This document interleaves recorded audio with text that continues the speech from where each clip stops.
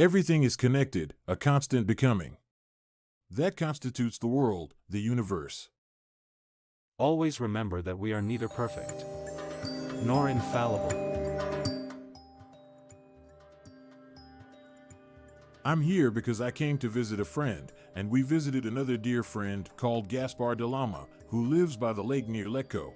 The main topic of my life by now is that of having interaction, contacts, and suggestions with our space brothers, our cosmic and galactic brothers who live in other frequencies, other dimensions, who have constantly interacted with humanity since the beginning of time.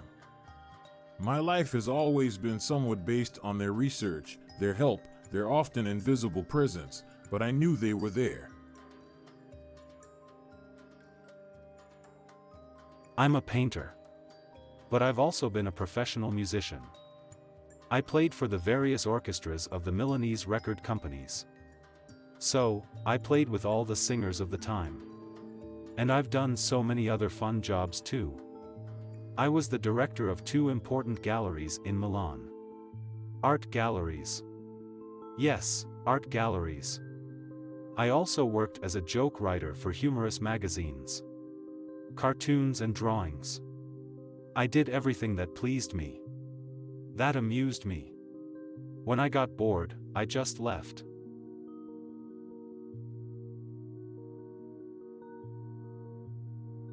I've had a very pleasant life. I had fantastic parents. I was born in Milan, and came here to Mandello in 1971. I left Milan, so I also quit my job, and by chance, they offered me something I did quite well. Playing tennis. They offered me a job as a tennis coach at the sports center in Mandello, and I said, let's try this too. I'm the daughter of a musician, a conductor. He went to Sanremo, he brought his music, he was a composer. The artistic director of Durium, a Milanese record company. Well, as a child I wanted to be a ballerina because I was passionate about dancing, but with the war and everything I couldn't study, and so I dedicated myself to painting, but I also liked singing. Then I began painting at 16, on my own. I was self-taught. We met in an art gallery. We met at this art gallery where he was the director. And afterward, I realized she was a woman and I asked her to marry me. We got married, and had a son. I can tell you a little about my life. I was born in a somewhat particular way. I remember that I came from a point, and from some points of the cosmos from where I saw the Earth. I wanted to return. I said, I'll stop here. I'm not leaving the solar system. I want to go back to Earth. I did this over time. I couldn't do it immediately at my will. I had to stop and I said, no, I'm not leaving here. I have to go down to Earth. I have to return. I remember I waited a while, and in that cobalt sky you could see planet Earth as it is in the atlases, with its white clouds, the seas, the continents. A being approached me and said, but you know it's not easy? I said, I know, but I'm going down. So it said, okay, there's a chance, and indicated a point. There's a possibility that you can go down there, but you will take what comes. And I said, I'll take what comes, leave it to me. Unfortunately, I had some difficult years in my childhood. When you reincarnate and have memories of elsewhere, it's very difficult to assimilate them into your behavior with the people who are close to you. Because I would ask my first kindergarten friends, where are you from? Which planet did you come from? They looked at me, got scared and avoided me, and I started saying, oh God, they're not like me, they don't remember. And I was no longer able to do what I felt was my being, moving objects with my hands. When I was in bed and I wanted something, I did this, nothing happened, and I started crying. I said, I've lost all that I am. When I had to go to my first day of school, I said, okay, I'm going to school, but I don't need it, I don't need to learn. And they took my notebook and said, write the letter A, and I thought, no, this isn't possible. I didn't belong here and began to feel really bad. I didn't play with other kids or toys. I said, I don't need this stuff. My mother was a very evolved person. She always spoke to me about brothers she didn't understand. She took me to a psychoanalyst. The doctor took off her white coat before letting me in. I looked at her and said, I understand, but I don't have mental problems. I'm not a child, full stop. But it's not easy for an adult to understand this. However, in the end, after so much suffering, I normalized. I went to school, did my duties, but I didn't have contact with my heart. I felt very sad and got sick, a mysterious blood disease. We didn't know what it was, but I knew it was inner suffering.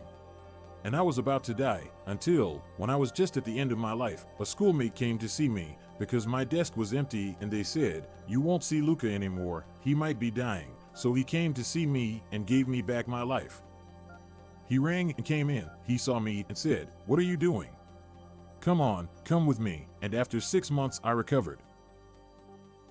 After that I re-entered normal life. I studied medicine because I really had the talent to be available to the brothers. We are all brothers and medicine is one of the means by which you can manifest this.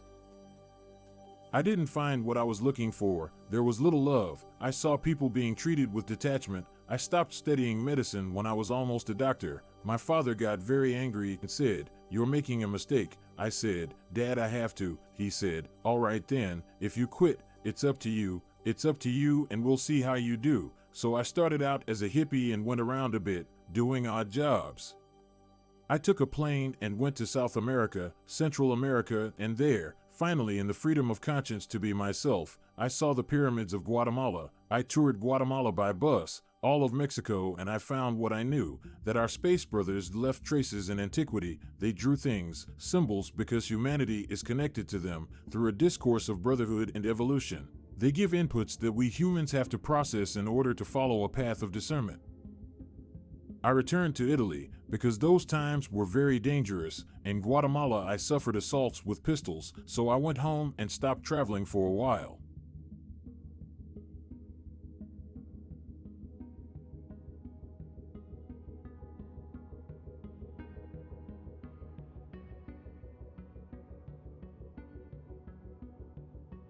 I haven't said that I've always been passionate about parapsychology. I had joined many circles, so I've always looked for a connection with other worlds, with what is connected to us. So I wait and wait, because nothing is separate. I'm at home in Italy, but even there, I couldn't find me up from sleep. There was no connection with divinity or with the inner consciousness that all of us have. I said, all right, oh my gosh, what should I do? After a few days, I met a lady who was going to India, a country I knew I would have gone to because I'd read many books on Indian history. She said, I'm going back to the famous Maestro Sai Baba, much talked about, but also well liked, who cured my brother of a tumor, without my brother having to go to India. I went to India, she told me. I prayed and he said, okay, I'll take care of your brother. Don't worry, just tell the surgeons not to touch him. Do me this favor. She came home and begged her brother, who said, okay, let's do it. He returned from a visit to Geneva where the surgeons looked and said, there are no tumors. What do you see in Italy? At that point, she said, ah, wonderful, and she became a devoted follower of the maestro. I went with her. Finally, upon arriving in India, I found an entirely different psychological and cultural environment. I saw Sai Baba that suited me. Stayed with him for a month. I started reading Indian teachings which help you understand who you are. They talk about cosmology, the cosmos, about gods who came in spaceships, about what you came to do in this life, the experience that life is, an experience of conscience, many things that are now within everyone's reach. I stayed there and also began to travel around India. One day, beneath a sacred mountain named Aranakula, the renowned Indian master Ramana Maharshi stated, whoever pauses at this highly charged juncture, the divine, God, will mend your karma along with all your disharmonious experiences using your divine essence. Thus, your suffering, stay in Aranakula for a few days, and you will witness a transformation. For the divinity, the guides, the brethren, they will reach out to you. Even on a psychical plane. A French lady I didn't know was doing Qigong. She looked at me and said in French, have you ever had your lives read to you?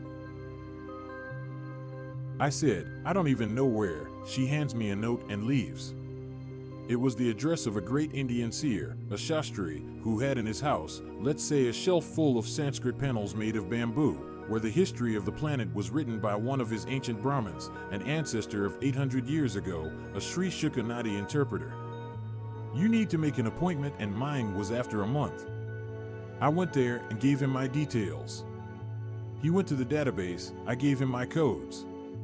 There he took some panels, came back and said, "Good, you are here," and I nodded. He spoke indecipherable English, so I struggled to understand. He said, "Well, at the age of 27, you stopped studying medicine and started traveling. Shall I continue?" And I said, "Continue." I said, "Bingo, this is perfect." And he said, "Well, I'll tell you about those lives where you've done things related to your life now. I'll tell you what family you're in, the relationship you have with your parents. Now let's talk about your evolution. You came back to India because you, like all human beings, lived all over the world in your previous lives. You came back here to finish your karma because you'd studied these Indian teachings. So you're here. Sai Baba has called you back, and now you have to do what you need to do in this life. Talk about the trips you will take, and use the energy of your hands." I said, "Me?" And he said, "Yes, don't ask questions, boy, write down what I tell you and remember, I write everything down." And at the end he says very precise things to me. Then he says, "If you behave correctly, follow the Dharma, that is, correctness, this is probably your last life, and with this physical body you will be able to live on another planet." I said, "What?" And he said, "What's strange about that?" I said, "Well, if you say so, if I go to Italy and say that I can live on another planet with this body, they'll put me in an asylum." He said, "No problem." I said, "Okay, bye." He said, "I've said everything, you can leave, goodbye." I leave and say, "How wonderful, finally a contact with the cosmos. You see India and the cows eating garbage, the chaos, the noise, then you have contact with the cosmos and see that everything's connected, and a constant becoming, which is the world, which is the universe." So this thing really fortified me. I stayed in India for years and learned many things there. My first experience was with a certain George Roux. He was a Frenchman, who was the postmaster of Montfavet. He had a beautiful villa, he was married. With children. Who said he wasn't Jesus Christ, but the Logos, the incarnate verb to express things. He had taught, not just the two of us but all the disciples he had, how to lay our hands to heal. We also had that experience. It lasted 3 years. Yes. But that too was exciting, interesting. Interesting, then nice to be able to heal people. With the laying of hands. With the laying of hands. There were about 30 of us in Milan. We had an office in the center. There were also some journalists. We got into the newspaper, lots of people came. It was clearly destiny we went there. It was destiny. And then there was friendship, after this experience. After friendship, Osho. With friendship, we were also passionate about UFOs, both of us, yes, because I was 16 when the Corriere della Sera said on the whole front page in huge letters, "The Martians have landed." I said, "Oh God, what's going on?" But I didn't find around me, I don't know, friends who had this enthusiasm that I had felt. Nothing. It was never talked about again and the papers never talked about it again. There was silence. Yes, total silence. And after I met him, we both opened up to each other about this passion. We continued to follow this passion. We tried to find books that talked about this phenomenon. There weren't any at the time. But there was Bruno Gabatti, who was a journalist. Very popular, he had his own slot on television. And he wrote in a weekly magazine. For various newspapers. He wrote about UFOs. When we realized this, we started buying this magazine and once, there was this article. He was good at writing. There was a photograph. 3 photographs. 3 photographs of UFOs on the Pescara coast. In broad daylight. When Gaspar saw them, he said these were real, that they were. Yes, as a painter I looked at them, they were in broad daylight, the light from these objects was reflected on the clouds, on the beaches, very low, you could also see the beach, illuminated by the sun. As a painter I said, yes, it could be anything. but it seems to me a real photograph, a beautiful one. It wasn't fake. Yes, then, let's say I'm not normally somebody who writes, but at the time I felt like writing. I didn't know where this Bruno Gabaudy lived. I wrote a very short letter to the editorial staff of the newspaper. The gist was this, that I had read the interesting article. Congratulations on the luck of having been able to photograph them. I just said, I hope these beings are here to help us, not just to observe us. We knew nothing about them. I sent it to the editorial office. I didn't know where he lived.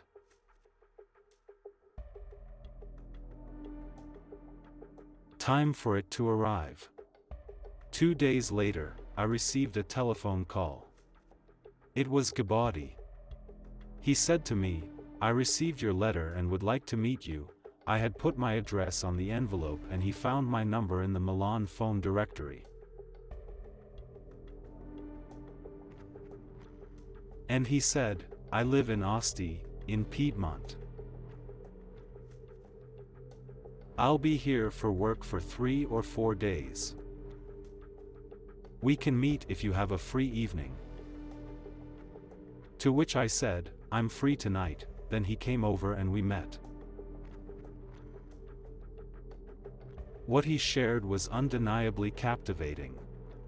However, he provided only a limited glimpse into the friendship group, of which he was undoubtedly a member. He left much unspoken, withholding substantial details from us. He talked about flying saucers in general. The word UFO had not yet been coined. My mother was there too. We spent a very fun evening. I learned this later, that is, from the bases, with an unimaginable technology, the bases that ranged from Ascoli Piceno, almost up to Rimini, at a depth of about 40 kilometers below the surface. These superior friends of ours. They listened to us. They had a technology to hear us. Not only that, they could verify our emotions and everything, even our unconscious. He came 2 or 3 times.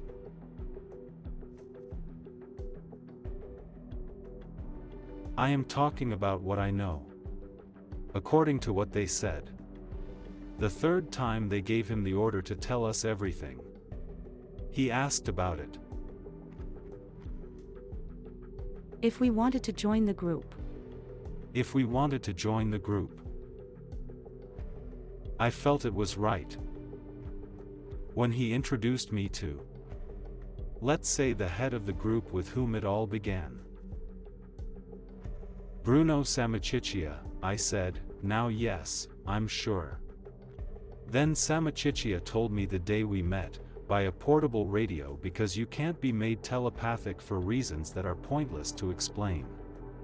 Instead, with a radio, they'll talk to you and you'll know those things that we know through telepathy. I bought the radio and the day after I took it there, a flame came out of it, for show, because their technology doesn't cause flames.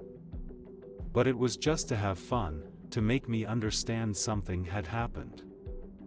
Bruno instructed me to grasp it, so I lifted it up.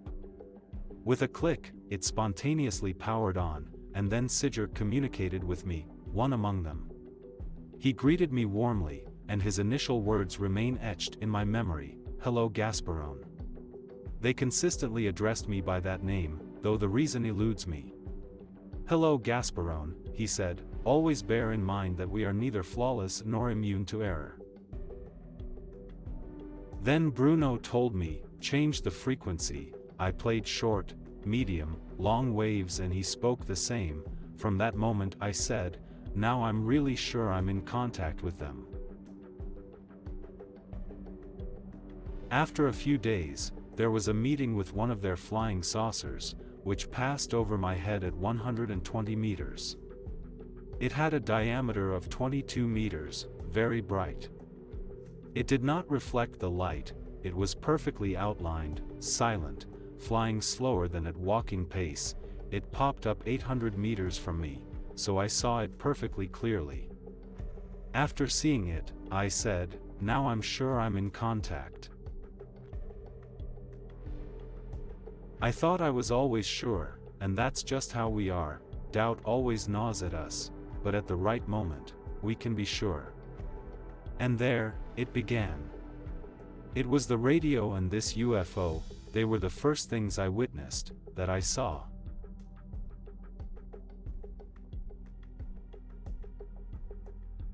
Then we saw lots of them, many of them several times, some of them we saw only once, but they were real, and we remained in friendship for 6 years, a little more, a little less. So I've seen a lot of things, meetings with their air vehicle in broad daylight, to be able to photograph them, to film them.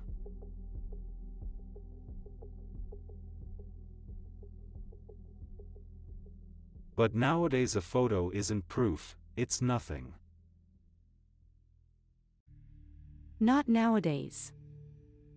I have been to a Himalayan cave where we had contact with the brothers flying over. I had apparitions of maestros there. Inside all of us is everything. You just need to extract it and block your mind. It's your worst enemy if you don't know how to use it. Those were my Indian experiences for many years. I also had visions of spaceships. Indian maestros tell you of origins from elsewhere. They talk about the gods coming with the Vimanas, contact with the devas and apparitions, so this is their story, but unfortunately we have had other mechanisms of power who manage humanity towards a level of ignorance of these things, but it is within everyone's reach now.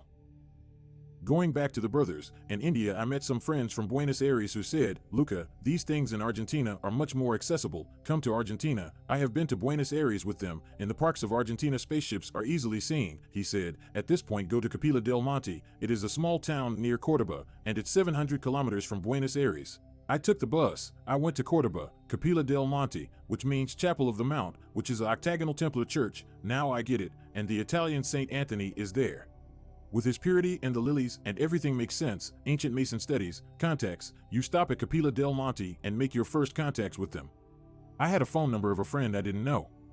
I called him, and he asked me where I was. I was sitting outside a bar at 2 in the afternoon. He arrived after seeing me and said, "All right, what brings you here?" and replied, "For them." That evening at 9, he came to pick me up. We went with a psychic to a place called Cuchi Corral, a high mountain peak that overlooks the plains. This spot had hosted the World Paragliding Championship. He said, "Wait and see, Luca." Asked, it was almost sunset. You see that there is no house, there is no building. That's true. At sunset it got dark. Lady Psychic raised her arms to the sky, began to speak their language called Erden and introduced me to them. After a while, lights appeared. They came out of the earth. "Here they are." I said, "Can I take pictures?" "No, they don't want it. You have to ask permission. The photo won't come out." I tried many times, but the photo didn't catch them. You stay in Capilla del Monte and you make acquaintances with people who are in contact with them. You see some of them in disguises, they have a human form. Maybe they make you understand, and then you can visit the places where they have underground bases. There are noises at night, there are lights and there is contact with them, it's normal. In fact, a friend came to see me because I was there, at customs in Buenos Aires. They asked him, "Italian, where are you going?" "To Capilla del Monte." "Are you going to the aliens?" "Say hello to them." Well, what can I say? This is a little part of everyone's journey. I stayed there for a long time, then I started traveling around South America. I also went to Mexico, where I had the opportunity to meet a person I still meet when he comes to Italy. We traveled with him to Mexico to someone named Galicia, a Mexican contactee, and we went to points of high frequency. They show themselves right there. There are cities where you go, you cannot fail to see them, and you always have contacts at a frequency level. Unfortunately, we are not allowed to learn about this at school, even though they teach children meditation, contacts with other dimensions, management of the mind, our character, our possibilities. We will have contacts. It is we who unfortunately exclude them. They never wanted to admit that there are beings who come here to assist us, beings who have been present for millennia. Their arrival isn't confined to just this century, evidence can be found in ancient chronicles as well. Now they have intensified. Now there are many more, but America has never wanted to say these things. They had contact with Eisenhower, it's also on the internet, they say that they can be seen. We too have seen them. There was contact between Eisenhower and them. This happened years ago, in 1951. 1951. Sorry to interrupt you for a moment, but it is useful to know. You know who Pinotti is. He is the first Italian ufologist, the one who ran the UFO magazine for years. Every year he organized a UFO Congress in San Marino, where ufologists came from all over the world to attend. Scientists, etc. So, in recent years in San Marino, there were Eisenhower's 2 granddaughters. Because in the Eisenhower family it leaked out. They said what their grandfather said, they can be believed, doubters can say, they do it for the money, they go around giving lectures. But Eisenhower's 2 granddaughters said something about the meetings.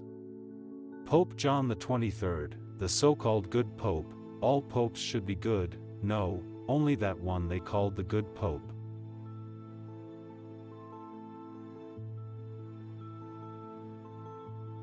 many were bad. She's just joking. The good pope was in all the newspapers. I read about it in English newspapers. In the gardens of the Vatican, he had an encounter with one of them, who came out of a bright globe, in broad daylight. Pope John XXIII was with his secretary Capovilla, who confirmed this. They were to one side, with the Pope on his knees, speaking, with this being for the quarter of an hour. He said the good Pope was crying.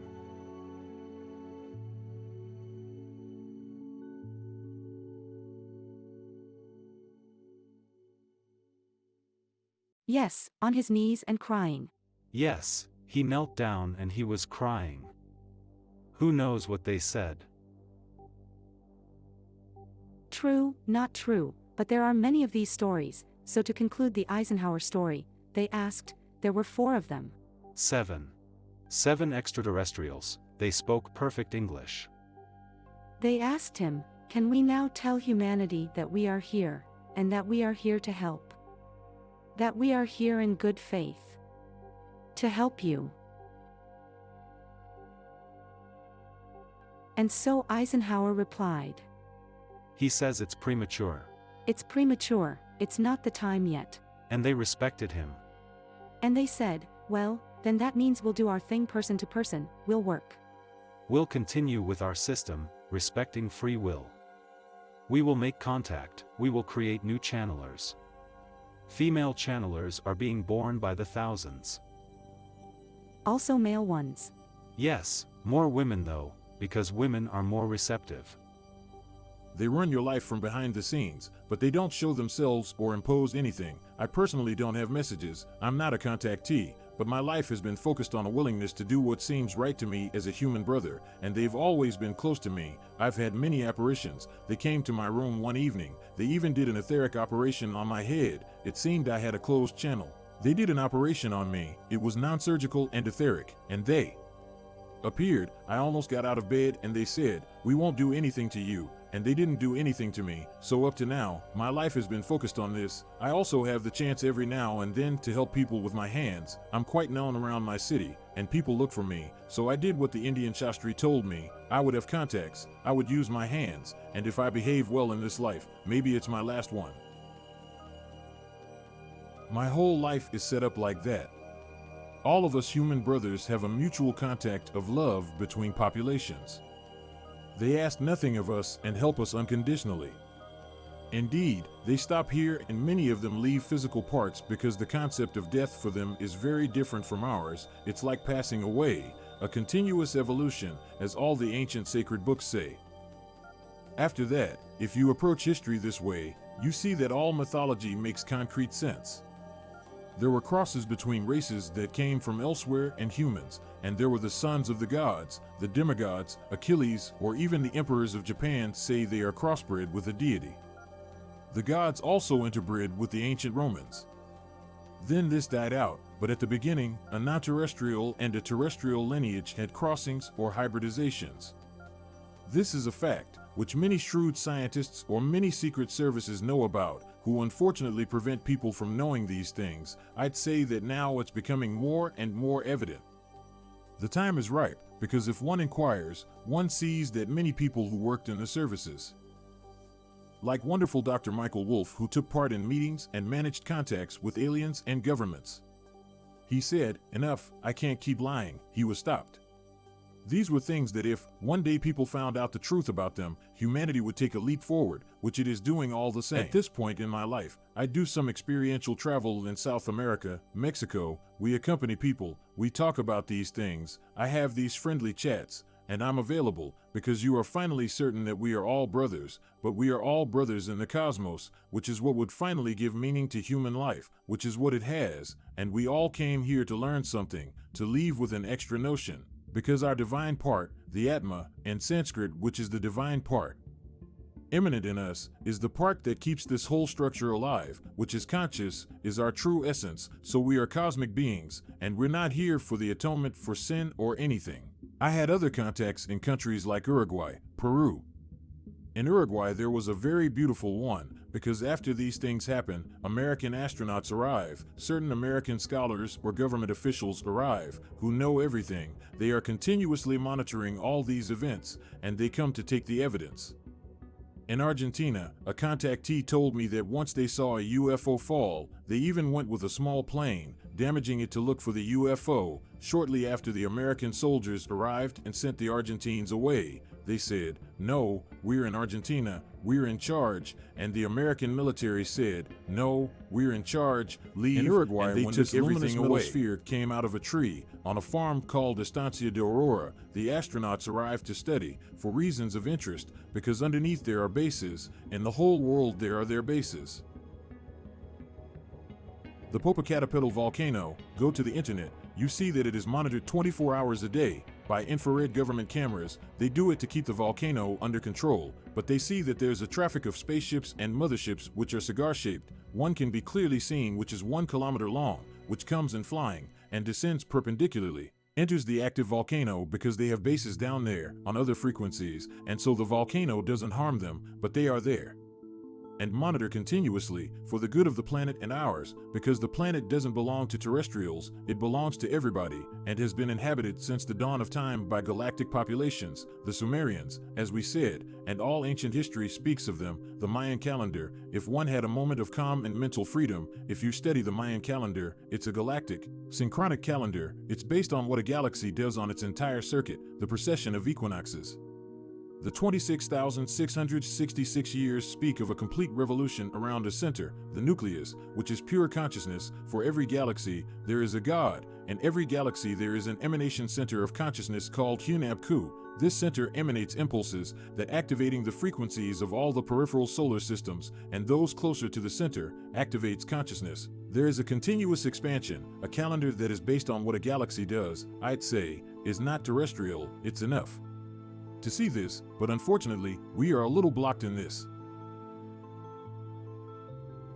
The experiences that one can have is that of going around looking for contacts with these cultures, and the signals will come to you, because frequencies of brothers of love are always near us, and they are constantly near us, the angels, the ascended masters, beings who live in other frequencies.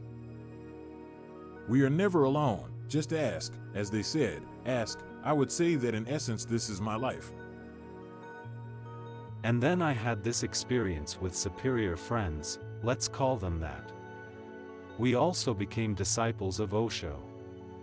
He had captivated us. He was a very funny and profound maestro. Additionally, he said 95% of the things they said.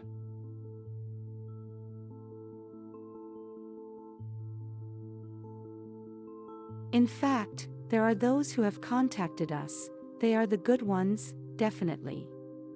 Because they have always treated us well. But there are another kind of extraterrestrials that are negative. And they are on this earth. They always have been.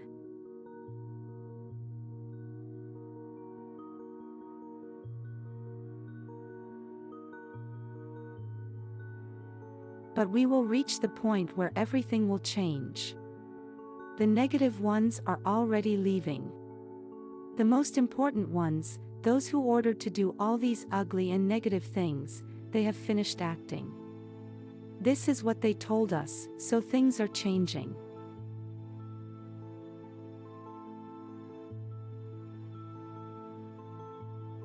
Also, evil. We need to talk for a moment about what this evil is, otherwise it seems like it's the Almighty and the devil. No, the devil can exist as a symbol, he can exist as negativity. But the devil doesn't exist as master of hell, there is no hell. So the truth is not part of this world because we cannot even conceive all truths. But what we can understand, the truth that our mind can accept and understand, is single. That truth is reincarnation. Reincarnation is an absolute truth. What does this reincarnation consist of? The transition from one dimension to another. These are things they told us. Things that we can understand. Then there are things that we cannot understand because we are not yet aware of certain qualities. Certain laws. Energies, certain laws. Energies. So we surrender. We cannot conceive of God in its entirety. We can conceive of God as we know it. For what we can understand. All of us here, I believe, were born in a Catholic country, for which the first truths we are given are those through the gospel, through the sermons of the priests, who did tell us something true. The law of love, Jesus.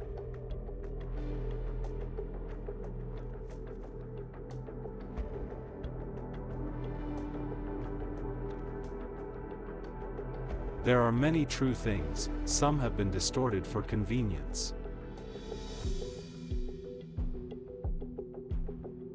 Some forgotten. Forgotten, some certainly mistranslated. I don't know if you've heard of Biglino. Biglino translated the Bible from ancient Hebrew. It's full of intended and unintended translation errors. It was convenient for them, one hopes that they are errors, otherwise.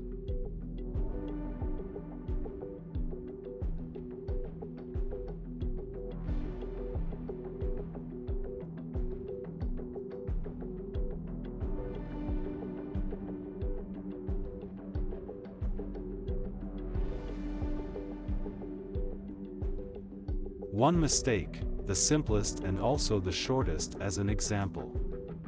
In the Bible it says, God descended to earth in a fiery chariot, or God descended in a chariot of fire. God in ancient Hebrew is Eloi, but in the Bible, the true text, in the ancient Hebrew language, it doesn't say Eloi. It says Elohim, which means the plural, the gods. There's a big difference between saying God came down to earth and the gods came down to earth. There's a lot of difference, they are errors that give Different meanings. different meanings. Anyway, speaking of good and evil, everything comes from God, the Catholic parable. God created 12 Archangels. archangels. But God wanted to be loved freely, and He gave free will, which previously didn't exist. You can love me or not. What happened? 11 continued to love Him. The 12th, called Lucifer, meaning bringer of light, was an archangel. He felt free and said, I don't love you anymore, on the contrary, I'll fight you. According to Catholics, he rebelled against God and created evil. There is already an error here that even a 13-year-old child can understand. Explained, God is omniscient, He knows what will happen, He knows what has happened, He knows the future, the past, He knows what His gesture will bring. He gave the archangels free will to love Him or not, and He didn't know that Lucifer would rebel? Of course He knew. he knows everything, he doesn't know what he's doing? He makes a gesture and doesn't know its repercussions? Admitting that he made that gesture, he didn't, but admitting that he did, he knew very well that Lucifer, or Satan, would have created evil, but God is also omnipotent, he doesn't want evil.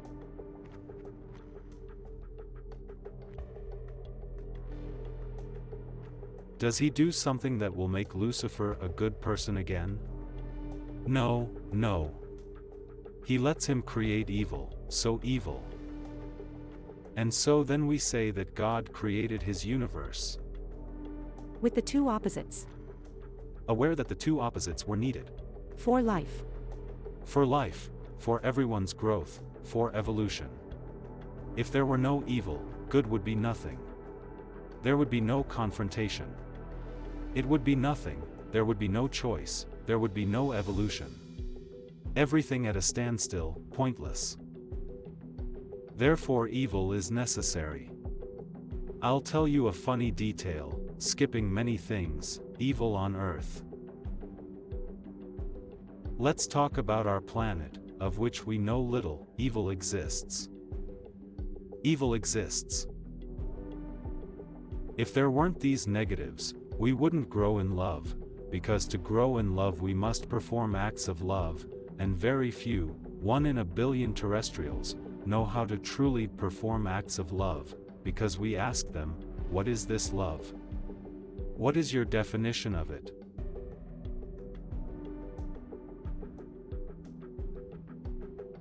And they told us, love is that thing that begins where logic ends. Love begins where logic ends.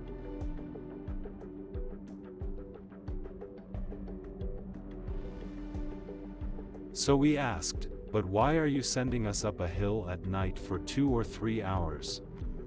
Because our presence of love is needed there, they said no more, because we wouldn't have understood their science, the repercussions of this energy. We went there and they told us, we tell you this because it's the most you can give, but in reality your obedience for an ideal is enough for us, so we, going up a hill or Marina to Nini, obeying and going 8 days to Jerusalem, which is no small thing.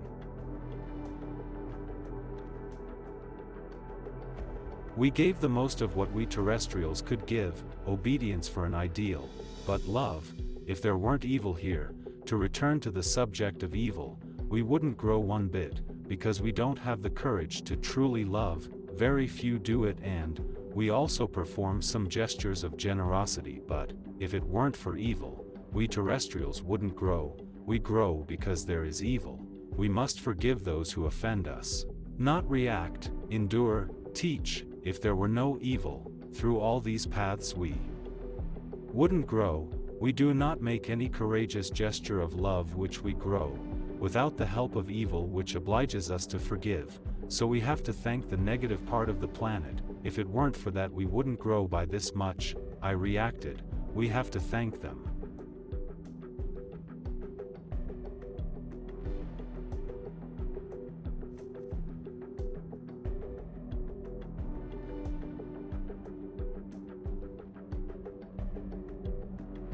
If these rulers of ours hadn't exaggerated, we wouldn't have reacted. We have to thank them.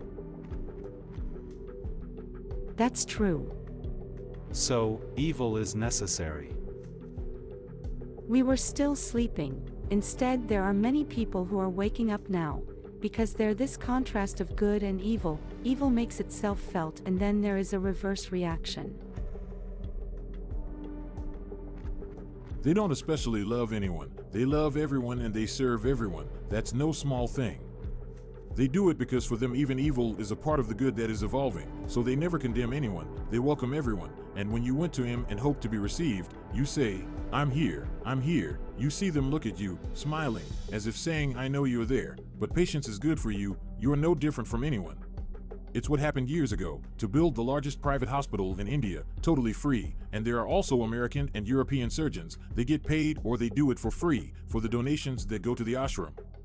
The hospital was paid for like this. A man named Isaac Tigrit, who owned the Hard Rock Cafe, had an apparition of a strange being who saved his life twice, in a car crash and in a cardiac arrest, after which he said, "How strange, maybe I should go to the psychiatrist." The psychiatrist said, "You are normal, I don't know what happened to you." After a while he goes to a friend's yoga center, sees a photo of this being and says, "But he saved my life." She says, "He's the famous Sai Baba." "No."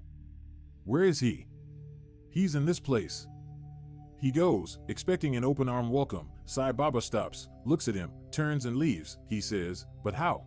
He listens to everything the people there have to say. "He called you, but now he does it on purpose, because he wants to see how you react. He knows you're here. He called you." He slowly accepts this. He stays there, learns everything, also because he was a highly evolved being, but he didn't know it. And one day at a world convention of Sai Baba centers in Bombay, someone asks the classic question, "Why do you save some people and not others?" "I have known all of you since the beginning of creation, because we are all the same. For example, him," he points to Tigrit, "twice I have saved him for him to use the talents he has in this life, for good and for human brotherhood." Tigrit says, "Well, I'm here." "Good. Well, what shall we do?" Baba says, "Go, sell everything and come back to me." This he does. He comes back with a fortune, and Baba says, "Good, now we'll build the hospital." And in 9 months a world-class hospital was built in India. 9 months is like 9 days in Europe. It works perfectly, a very high level of healing, volunteering, staff turnover. I donated liters of blood. I cycled there in 40 degrees heat. They took my blood. I pedaled back. I felt no fatigue at all. There is love there, love. So the image of Our Lady of Guadalupe, which is outside Mexico City, which is that image of the Virgin with the luminous aura with gold tips that is standing on the moon, and a hunchback being that looks like an ugly dwarf looking this way, and she's pregnant. It was an apparition from 1500, I think, on a hill outside the city, and it was printed on the cloak of a peasant boy, because the Archbishop of Mexico City was asking him for proof. Having examined the cloak, which is now untouchable at a height of 5 meters under glass, they saw that the paint has never faded, because it's not paint, it's a hologram, a few microns from the fabric. Therefore it's top-level technology, not human. They printed the image, and examining the eyes of the Virgin, you see that the Virgin looks to one side, and in the pupil there are images, there are beings drawn there. So who can do such a thing? Unless they come from high levels of technology, even of spiritual origin. She is an example and says, "I am the mother of humanity, I'm pregnant, that is, I always recreate. I create children. I'm on the moon, which represents femininity, light, the woman, and the monster would be the ugly human part or an enemy of humanity." So they're all symbols that have been put there for those who are at the level to understand them, drawn in this way. She couldn't say, "I'm from the constellation X, I've come to save humanity." They give us what we need because we are all brothers. They love us as a brother loves a brother, respecting our choices. They help us, those who want to be helped. They love everyone unconditionally. So seeing you in trouble, they come to help, like cosmic social services, they come to help those in need. Yes, that is the answer. I don't think there are others. Considering the fact that if God is love, which we can say concretely because love is the feeling that creates and continually renews everything, they are inside this flow. So when they see that something becomes disharmonious, they come to help, respecting our choice. It's a small detail. These UFOs have been seen thousands of times, in our skies, everywhere, all over the planet. The Russians and the Americans have seen them, everyone has seen them, with a few exceptions. They're always there. They know in their own unconscious. They know very well that they exist. They pretend not to know, to laugh about it.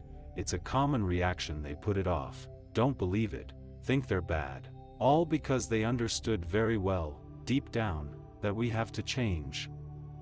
That they are here to help us. To change.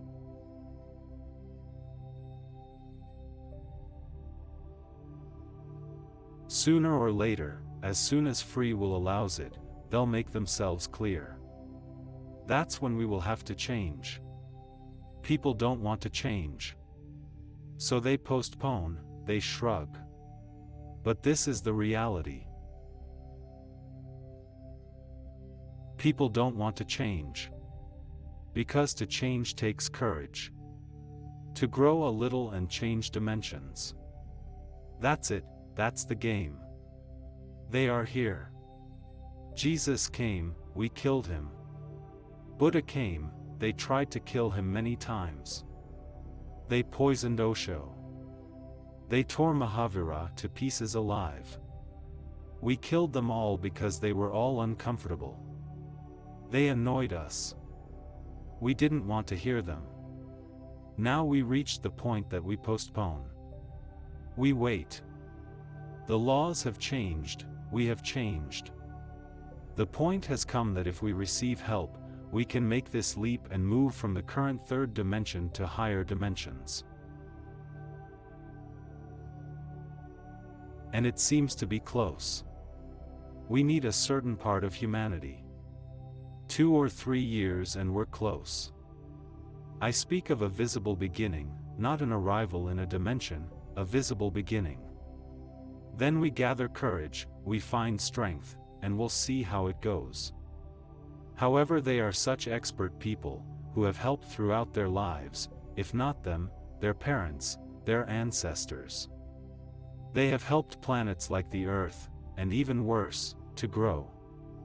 They have such experience that they know now is the right time to help us. They are not people who fail, who spend their own continuous energies on their technology. They dedicate themselves to us for nothing in return. They know what they are doing. It's just a matter of time. This fight, let's call it a fight, which is no longer physical, with weapons, and which is a psychological fight. It is a fight Of energies. divine energies, of divine energies between good and evil in our galaxy. Let's stick to our galaxy. It has already been won by good, only that the repercussions of this victory on certain planets such as the Earth will occur in due time. When we can understand them, we will be able to accept and enjoy them because our psyche, our culture, is not yet ready to accept certain truths we wouldn't understand, because certain truths are accompanied by technological effects that in our hands, some of their technologies would be dangerous.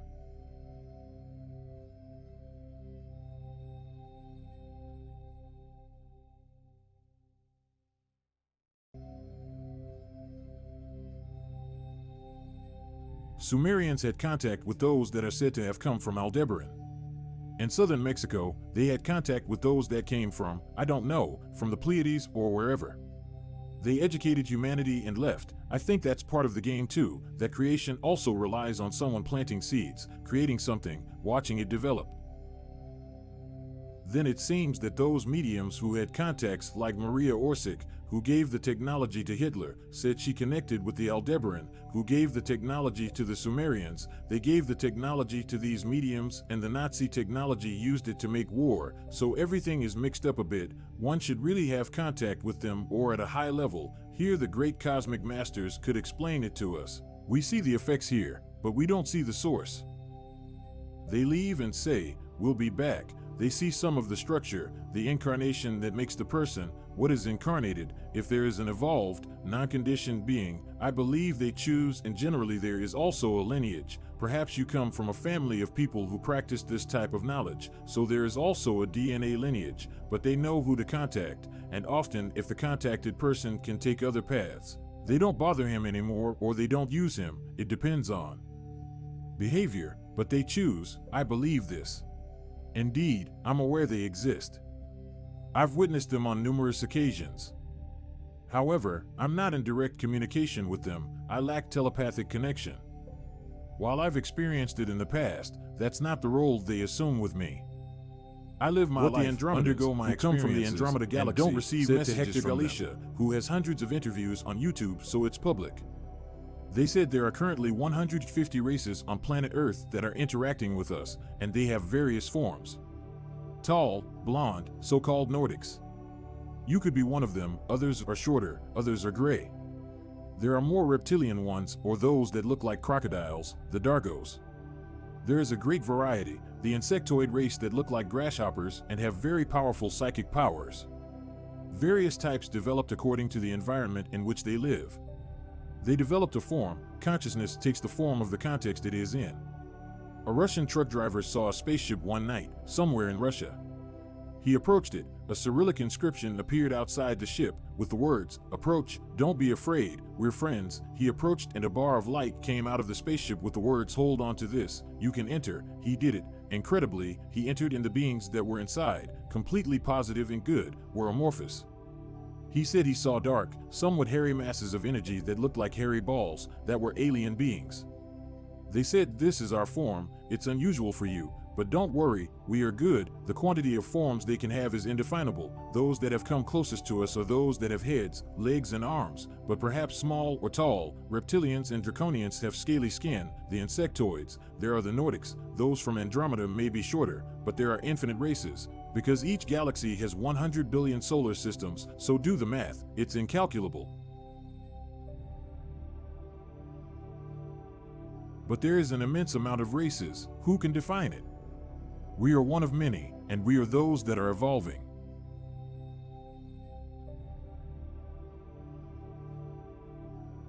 There is a constant growth of people who come into contact.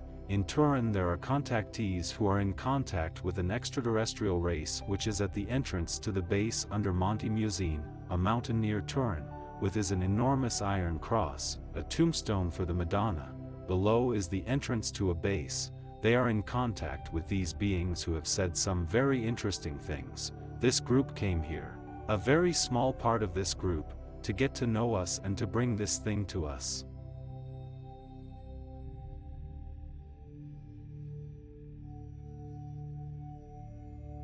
Incidentally, there were 20 of us in the friendship group. It was the largest group there has ever been.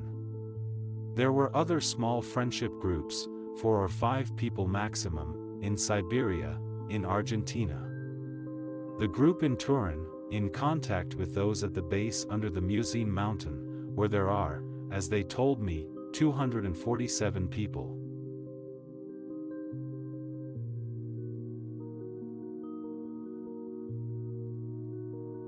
They gave us, because we deserve it and the time has come for us to be helped, they gave us techniques to cancel, where possible, negative energies on the planet.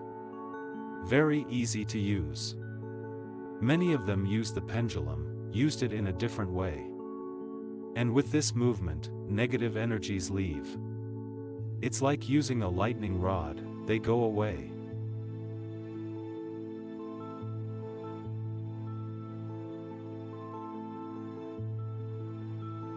They brought this to me, under their direction, because meditating, I put my hands here, and my meditation increases in potential.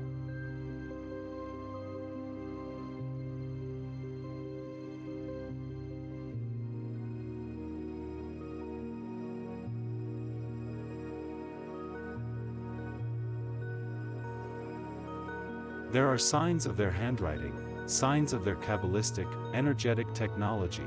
They have a technology that is not only in their machines, in their objects, it is also in their writing, even in their gestures, in everything. This significantly enhances a meditation technique I practice, which originates from Grabovoi. It aims to heighten both individual awareness and consciousness, simultaneously expanding the awareness of the planet.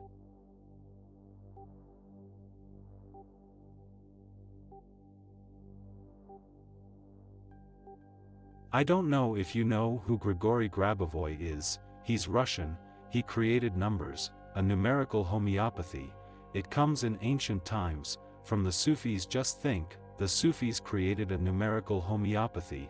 We are talking about the time of the Quran, of Muhammad, even before homeopathy existed, the one we have, that works, that can also be bought in pharmacies, that has been proven.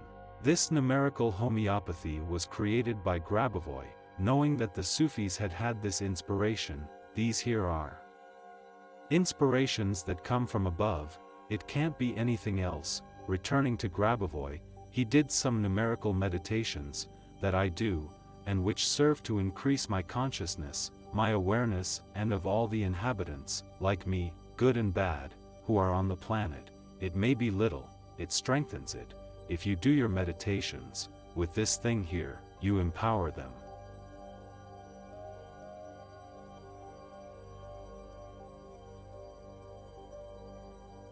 When I have to visualize the numbers, I am neither receptive nor anything. Some ladies come here who were receptive, and put their hands here. Ah, what a vibration, what a vibration. I didn't feel anything. But when I do my meditation alone, the numbers come to me, I visualize them, with some effort, but if I put my hands they come immediately.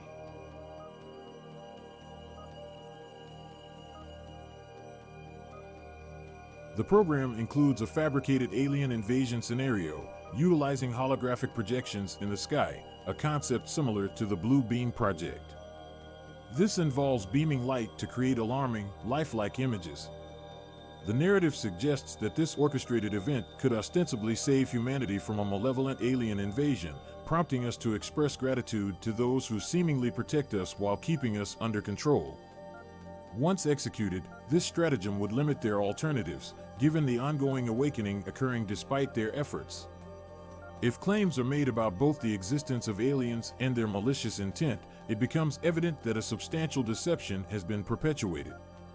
This realization would spark widespread research and investigation, ultimately leading to an inevitable awakening. This fake alien invasion the cyclical nature of existence and the Earth's progression, but even this won't help to stop the discussion, because it's foreseen. If a nuclear war happens, which I doubt, because they won't allow it, they will stop something, so I'm absolutely calm about this. Times will also be tougher because they will always try to make humanity live in a worse way, because thanks to forcing emergencies they will be able to stop flights. I don't think it will last long, but the program exists. A false alien invasion, the Blue Beam Project. They can make any types of shapes they want in the sky, even among us, so they can already make clones, robots that look human but aren't, so they have this power, but it won't help. I am totally unworried, but it's there as an idea, to show how stubborn they are. But don't worry, but they know that they can't win, because you can't stop the universe. This is also the evolution of planet Earth, also because all the Brotherhood is on alert and they are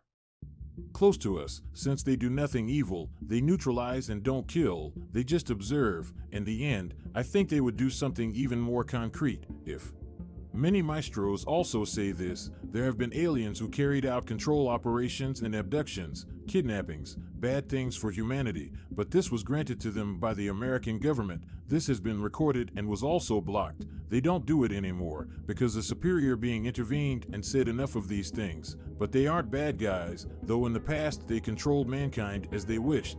But at this point there are no more bad guys. The bad guys are those who govern us, in my opinion, and who are totally human, more precisely the hidden powers, economic powers, science, because true science can't say that what it doesn't know about doesn't exist. Also because if nothing is created, nothing is destroyed, everything evolves. How can you say that the scientific phenomenon that proves its veracity must be repetitive, if nothing repetitive is the same? Because everything changes since the moment you did it. They say one thing and deny what they say, so science can't say what it doesn't know, doesn't exist, otherwise Galileo Galilei. The day that large numbers of people and stop believing in it, the game will be done, so I'd be optimistic, indeed. And now there aren't any bad aliens around. Humbly, it's not that. For me they have gone away, they have been sent away. Now the villains are humans, because they can neutralize everything quickly if they want. There is also a video where there is a UFO circling an American base. With its warheads already loaded and aimed, the UFO approaches, and with a beam destroys them, and I think it was Salah, the officer who said, that fucking UFO cost us $20 million yesterday. It destroyed 4 nuclear targeting systems with one beam. It got close but there's video. So if they wanted they could stop everything, but they respect what we're doing. It seems incredible, like Gaspar de Lama, who I saw yesterday. He was in the friendship group. These space brothers said, look, we don't kill. Our spaceships, which are made of evolutionary conscious matter, don't kill. If I give the order, it won't execute it. It neutralizes, so we never want to go to war. We'll wait until the last minute to see. At most we'll block everything, but we don't kill anyone.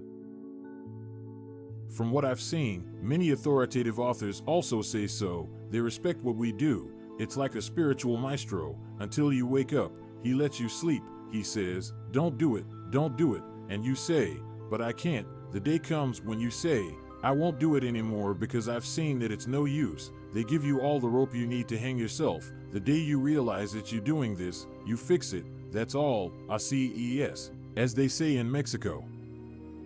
It is the technological part that is nothing. The spiritual part is all that matters. It's important. The journey of growth knows no end. Presently situated in the third dimension, they will guide us and support us in our transition. While the impetus to move rests with us, their assistance will expedite our passage into the fourth and fifth dimensions. In each realm, our form becomes more ethereal. Currently in the third dimension, our corporeal state is comparably lighter than minerals. Granite, for instance, is notably denser. A given volume of granite outweighs an equivalent volume of our flesh. Granite, possessing its own consciousness and path, serves as the point of origin for awareness. Life courses through everything. Animation pervades all without exception.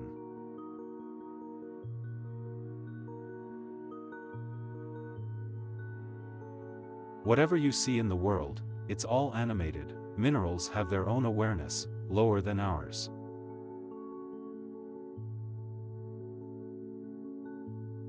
They have a soul. There is a soul, it has made a journey. We have too, and we don't remember anymore, because up to our dimension, for reasons that are a bit long to explain, we don't remember our past journey. But we made this journey too. In a nutshell, and to simplify greatly, granite follows a path. Let me reiterate, this is a highly simplified explanation. Granite embarks on a bold journey, transforming into a diamond. It remains within the mineral realm, yet emerges as something purer, more exquisite, and more purposeful. Moving on to vegetation, while less dense than granite or iron, it surpasses us in density. From the enigmatic jungle tree, unknown to humans, to the tree flourishing in your garden, which registers your care through watering and pruning, even the old lady's geranium, which she converses with, life courses through them. These living entities begin to sense the existence of higher realms and vibrations. Such perceptions lead them back to their botanical essence. And it grows better. There are old Chinese gardening theories, which say you should caress and talk to plants. When they are cared for, pruned, watered, they grow better. Among the first results of our growth, we will become, what is paranormal, should be normal. It's just that we don't believe it and we're lazy. We should all be telepathic, all healers. We will become so, we will become telepathic, with the trees, with our animals.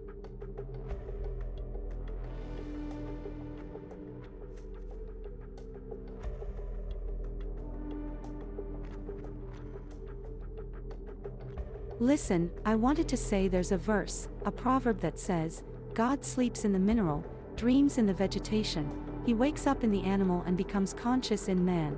This is precisely the summary of this whole thing, this evolution that started from the mineral.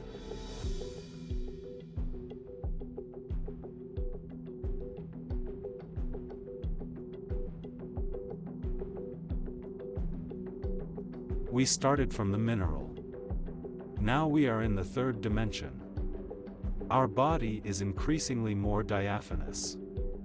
If you pinch a bull or an ox, your fingers feel some resistance. If you pinch yourself, your fingers sink because the atoms of your body are more distant. Because you have deserved a less heavy body that pulls you less towards materiality. Towards instinct. To the material instinct, let's take the most banal example. The more matter is dense, the more it pulls you down, the more diaphanous it is, the more we dominated. The V-50 success, which were from 2.5 to 3 meters tall, neither thin nor fat. They weighed from 22 to 24 kilograms, because the matter was much more diaphanous. They weren't transparent.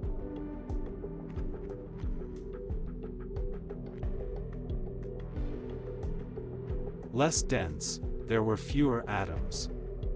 Going forward, one becomes, so to speak, transparent on a material level, no longer matter.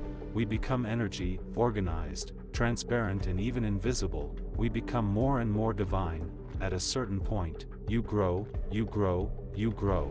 And what do you become? You become God. But not this type of deity. You are always you, but you become a God. And you will create your universe. It has to be said that we are already creators. We are already considered God. Because we create paintings, we create beautiful sculptures. Magnificent music, poems. And going forward in evolution, we will be more and more creators of more subtle things, more spiritual.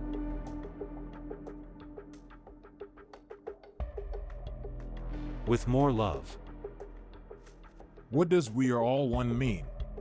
The simplistic discourse of the energy that created all the universe has a single source, so we are an emanation of it, therefore we are all one, and it's true, but we are all one in the deepest sense of who we are, and being able to understand this, embracing our deepest part of light and love, which is what originates all that exists, as it is manifested, because without going into complex things, when they tell you the universe is a manifestation of creative thought that has no form, it is an intent to duplicate itself or to emit something that becomes a vibration, that you begin to understand something as much as you can, because it's impossible, but the fact of having had a single origin from a single, let's say feeling, or harmonious state, which is love, should make us understand that we are all the same form, that has evolved in different ways according to the frequencies it has taken, because when an ego, a body, becomes an identification, it becomes self-referential.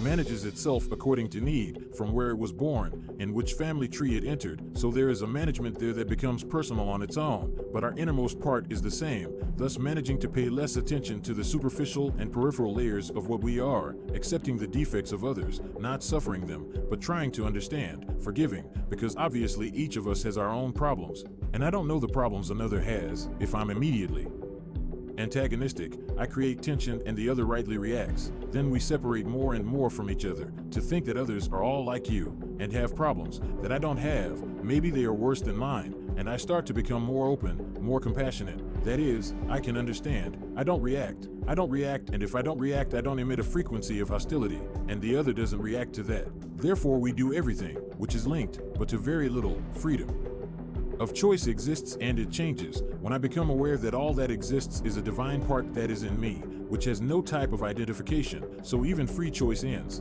because it has nothing to choose. The need to choose ends. The well-known act of entrusting oneself to God, la entrega a Dios, became clear to me. I realized that within me lies a facet I've never truly comprehended. Allowing it to manifest, when it unfurls and communicates, my thoughts and self-identifications dissolve. I permit it to exist without being tethered to identity.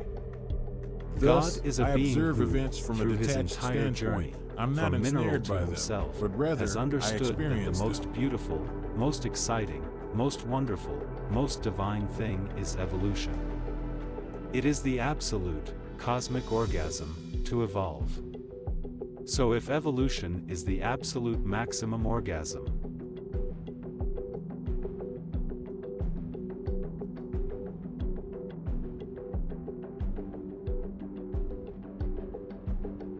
God has chosen to evolve in eternity, and if he evolves eternally, he will never be perfect, because if he evolves, he will always know more. There will never be a final truth, and there will never be perfection. Because God evolves more and more in transformation, he will be more and more perfect, but will never stop new universes, of each God who comes and creates his universe.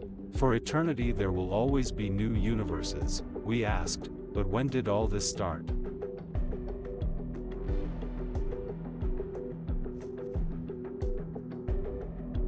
It's always been like this.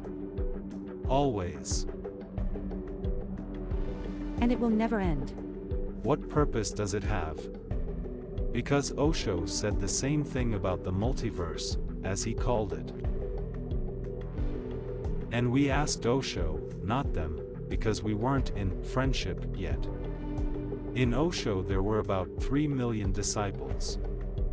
There were those a little more intelligent than the others, and they asked questions that I wouldn't have thought of.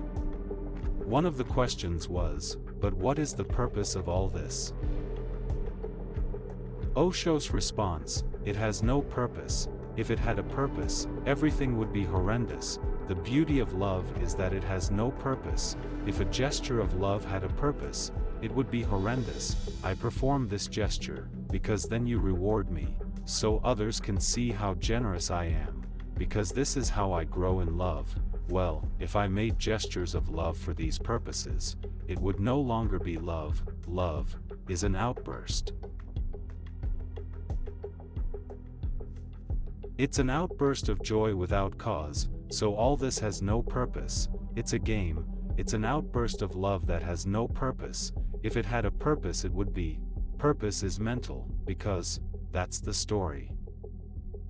The mind is the seat of the ego. Enough with the mind, we need to be a little less mental and a little more childlike, less mind and a little more trust in the fairy tale. Less rationality. A child believes in the story of Little Red Riding Hood, he believes it. Jesus said, "Have faith like these children, otherwise, if you are not like these children, you will not enter the kingdom of heaven." So when will we have that faith? When? They always tell us, you must be optimistic, always think of the good, because good energies come out from these intentions, from these ideas. We don't know the energies that goodness and optimism move, and they are the ones that make us grow until they can make us do something beyond a certain limit of free will. But then we are afraid. It is fear, so much so that if you look at those who govern us, the paradigm is no longer love and hate, it's love and fear. They keep us in fear, the impending wars, the atomic bomb as the sword of Damocles. They make us live like this, we all fall for it. But we mustn't fall for it. It takes a little courage, but it seems. And optimism. That it's slowly beginning, let's hope so. It's coming slowly. There's this story. There's the Aztec calendar in Mexico, the soul stone, that's that face with its tongue out, which is the 5 cycles of the sun. It is written that there are these unfoldings of development and also of destruction in the cosmos, so when a cycle ends, the galaxy evolves in vibration, and all that is old has to be left. Either it breaks because it no longer holds the frequency, or there is some disaster, like earthquakes, which are evolutionary. They are not God's punishments, and that's how it works. If one goes to the mountains and sees shells, it means that once there was the sea, so not a punitive God. This is what is happening for cosmic evolution. The brothers, knowing this, come to give us a hand, because they want to help us in the transition. Don't be afraid, there is no terror, there is nothing. What is to come is happening, so they help us. Official science does not tell us that many planets are internally inhabited because the surface is occasionally shaken, therefore many planets are inhabited, like the Earth. By now it is known that the intraworld, Agartha, the Earth within, is inhabited. There are so many books, contacts of Admiral Byrd who went inside, and Antarctica. Even Hitler found it, because all of occult history, many have entered the intraworld. They have seen the brothers who followed the Lemurians, who have a much more advanced civilization, because they are the ancient terrestrial race. This is happening on the surface, because it is aligning itself to a new frequency. The entire solar system is in evolution. When the sun starts having sunspots and flares, it is activating the planets, so it is a frequency of evolution. Knowing this, the brothers help us, so that we don't despair. We don't then do wrong things, because those who know that we are coming out of the cage want to keep us there. And they play their last cards, that we see abundantly. Not only that, but Indian Sacred science tells us that in the cosmos there are points or star systems that emanate an evolutionary frequency of awareness, and as everything is a cycle, when we lose contact, in our solar system the star Sirius B is the star that emanates awareness, which most of the descending maestros come from. When we move away and no longer catch the rays of Sirius's awareness, the Earth falls into darkness. In the famous Kali Yuga, the detachment from the divine, unbridled materialism, violence.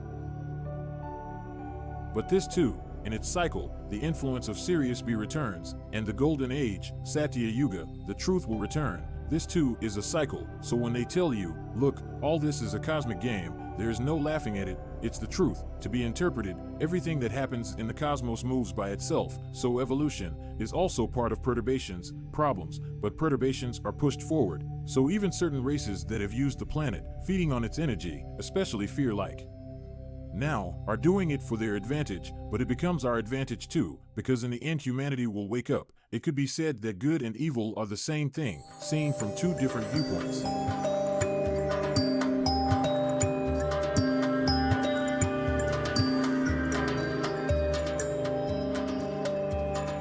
I won't tell you how come this sighting happened. However, it was all organized. I was not a coincidence. Questa è Shirley MacLaine. Combinazione era su questa She is rivista. Serena Gray. Shirley MacLaine. The combination was in this magazine. Mica tanto Serena Gray in the 50 last anni few aveva. years, well actually not so recent, she was 50. Ha avuto dei contatti She is a con- era contactee. dichiarato. She had contact with them. She had declared it.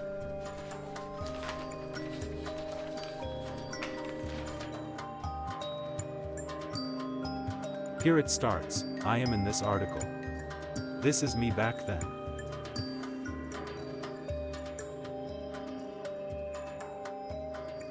These are the photos they have chosen. I won't tell you how come or why did this happen, and I won't even tell the purpose of it. I will not tell. Those are other things I have found. All of them were staged.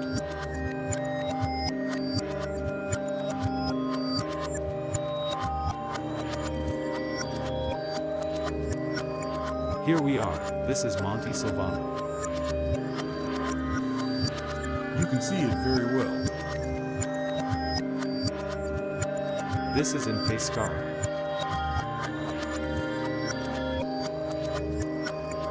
This is the same one that enlisted beyond the cabins and went on the roofs of the houses.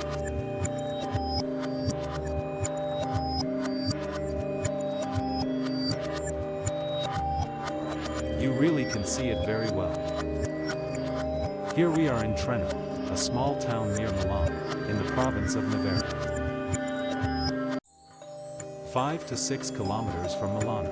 The thing you were telling us before. Yes. Did you take these photos? He took all the photos. Yes, can I turn page? Yes. And this is the last one. This one is undeniable. I mean, you can see it clearly.